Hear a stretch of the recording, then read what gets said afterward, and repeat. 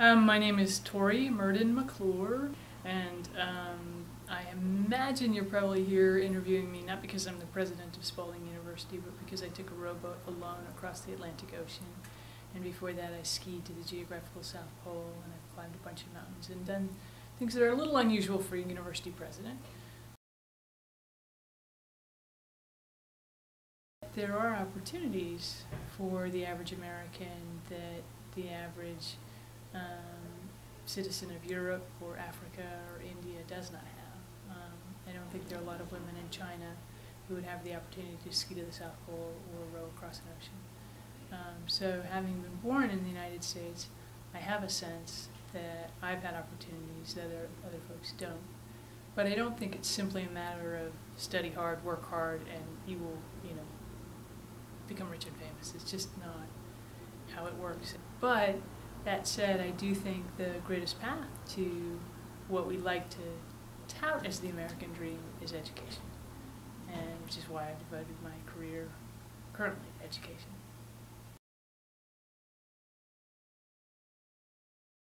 Obviously, I work in education, so I think it's really important. But I think anything that you can point to that you think is broken and needs to be fixed, whether it's the environment or healthcare or poverty or man's inhumanity to man, any one of those things can be alleviated or improved through education and better education or different kinds of education. And so I do think it's the path to lots of good things. However, I do think we have a challenge in the United States because we are so wired in our academic environment toward competition that we sometimes leave out educating one another toward compassion. And the best of who we are comes from a history that really understood the golden rule in a basic sense of looking out for each other and recognizing we do better when we're looking out for each other than we do when we're simply competing with one another. And as an athlete, I love to compete, I love to win, so I understand that part of my character, but I also understand that I'm at my best when I'm operating out of compassion. And the American dream really is a sense of helping others to succeed as much as we help ourselves to succeed.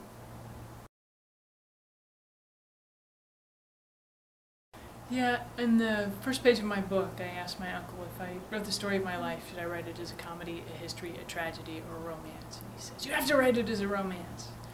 Any one of us could look back over the course of our lives and identify particular tragedies that shaped us. And when I think about my own life, I also think I wasn't shaped by the tragedy. I was shaped by what came out of that. I was shaped by the people who picked me up off the floor, and the people who kicked me in the seat of the pants to get me back moving again. And it wasn't the tragedy itself that created me. It was the response to the tragedy that I learned by studying other people and watching the folks who've made a difference in my life, watching the folks who've intervened in those tragedies and eventually led me to love, were great gifts.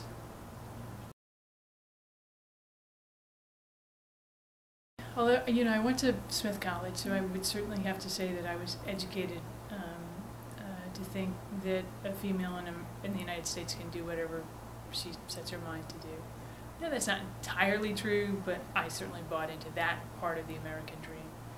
And it's only quite recently that I've had myself bumping into walls that say, no, if you want to go through here, you need to take a man with you. And that's been really eye-opening for me and troubling to me. I do think that it is among the many jobs in my life, I have lots of jobs, to sort of ease the path for the women behind me and to knock down some of those walls that I feel myself bumping into and feel like I've been quite lucky that I've made it to the middle of my life without ever bumping into those walls before, or without noticing that I've bumped into those walls. And I also think I've reached a place of maturity in that it's no longer about what I can achieve, it's about what I can help others to achieve. And that's a good transition to make. No, I have a lot more to do, and I hope that the achievements I have yet to make are quiet things that are just part of the pick and shovel work that it takes to really make a difference. I don't plan to end my career and fade off into the sunset. I want to go out in a big old explosion of something.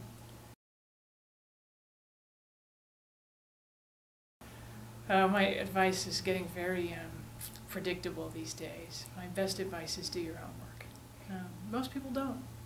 Most people don't. They think it ought to just come to them because of some luck or beauty or talent or charm, that it should just come. And it comes, but it comes a lot quicker to those who will bother to do their homework. But if you get a job and you think you're just going to Google your way through, it's not how it works. You can tell the difference between done and half done. You can tell the difference between good work and faking your way. And if you can get in the habit of doing your homework and really studying your issues and maintain that habit throughout your life, you will go very far, and the American dream is very much alive. And it may not be about wealth and fame and shallow things, but it's about living a good and happy life in a classical sense.